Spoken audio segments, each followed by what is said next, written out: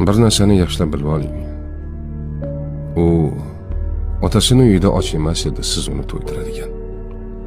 U otasini uyida kiyimsiz ham emas edi, siz kiyim olib berib minnat qiladigan.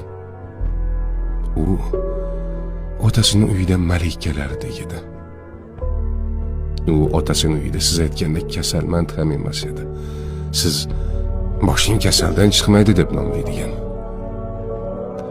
U otasini uyida kiyimsiz ham emas edi. Siz kiyim olib berib minnat qiladigan. Hammasidan kechib sizning yoningizga keldimi? Ayolingizni qadrlang.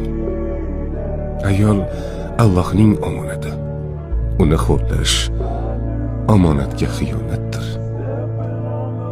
Omonat qilib bergan zot bir kun omonatning ustida albatta